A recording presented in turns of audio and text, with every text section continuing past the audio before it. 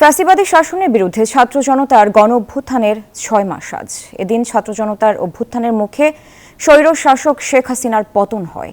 প্রধানমন্ত্রী পদ ছেড়ে পালিয়ে যান আওয়ামী লীগ সভানেত্রী শেখ হাসিনা। এ পট পরিবর্তনের জন্য আত্মত্যাগ করা পরিবারগুলো এখনো বয়ে বেড়াচ্ছে দুঃসহ স্মৃতি। নতুন বাংলাদেশ নিয়ে প্রত্যাশা প্রাপ্তির হিসেব মেলাচ্ছেন সাধারণ মানুষ। ৫ আগস্ট ২০২৪ ছাত্র জনতার গণ অভ্যুত্থানে পদত্যাগ করে ভারতে পালিয়ে যান সাবেক প্রধানমন্ত্রী শেখ হাসিনা। অবসান ঘটে আওয়ামী লীগের ১৫.৫ বছরের একচেটিয়া শাসনামলের। বৈষম্য বিরোধী ছাত্র আন্দোলনে পুলিশ সহ আইন শৃঙ্খলা রক্ষাকারী বাহিনীর গুলি এবং আওয়ামী লীগের সশস্ত্র সন্ত্রাসীদের হামলায় প্রাণ হারিয়েছে শিক্ষার্থী সহ নানা পেশার ১,০০০-এর বেশি মানুষ। চোখের আলো নিভে গেছে অন্তত ৪০০ জনের। শরীরে বুলেটের ক্ষত নিয়ে হাসপাতালের বিছানায় কাতরাচ্ছে শত শত মানুষ। নোবেলজয়ী অধ্যাপক ডক্টর ইউনূসের হাত ধরে যাত্রা করে নতুন বাংলাদেশ। দেশের রাজনীতির গতিপথ ও গণতান্ত্রিক প্রক্রিয়া নিয়ে প্রত্যাশা প্রাপ্তির হিসাব মেলাচ্ছে সাধারণ মানুষ। রোজার ভিতরে একটু এই শাকসবজি থেকে শুরু করে যেগুলো আমাদের নিত্য প্রয়োজনীয় জিনিস, এগুলো তো একটু নিয়ন্ত্রণে থাকে। চাল তো এখনো ৭০ টাকা, ৬৫ টাকা, ৭৫ টাকা ভালো চাল, এইরকম দাম। একটু কমালে ভালো হতো।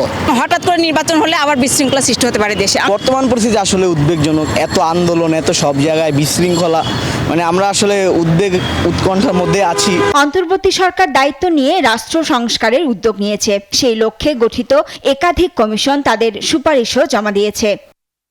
শেখ হাসিনা সরকারের পতনের পর দেশে যেমন গণতন্ত্রের দুয়ার উন্মোচনের পথ সূচিত হয়েছে, তেমনি রাজনীতির উৎকর্ষগত পরিবর্তন ও ভবিষ্যৎ নিয়ে তৈরি হয়েছে কিছু প্রশ্ন। কারণ আইন শৃঙ্খলার যে পরিস্থিতি বাংলাদেশে, এটা এখনো ঠিকঠাক হয় না। অন্তর্বর্তীকালীন সরকারকেও কিছুটা একটু শক্ত হওয়া উচিত, যাতে বিশৃঙ্খলা হইলে কোনো জায়গায় বিভিন্নভাবে পদক্ষেপ নিতে পারে।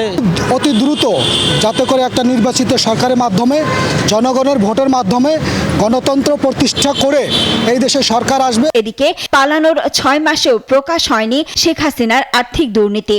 সরকার শ্বেতপত্র প্রণয়ন কমিটি করলেও বাস্তবে তাতে দুর্নীতির কোনো অভিযোগ তুলে ধরা হয়নি। মানবতা বিরোধী অপরাধ ও দুর্নীতির মামলায় দেশে বিচারের কাঠগড়ায় থাকা শেখ হাসিনা এখনও ভারতের আশ্রয়ে রয়েছেন। তার বিরুদ্ধে হত্যা ও হত্যাচেষ্টার অভিযোগে ২৫ শতাধিক মামলা হয়েছে। জুলাই অভ্যুত্থান রাষ্ট্র কাঠামোয় যে বৈপ্লবিক পরিবর্তনের প্রতিশ্রুতি বহন করে, মূলত তা বাস্তবায়নে নিয়োজিত রয়েছে অন্তর্বর্তী সরকার। সাফিয়া ইসলাম, নিউজ 24, ঢাকা।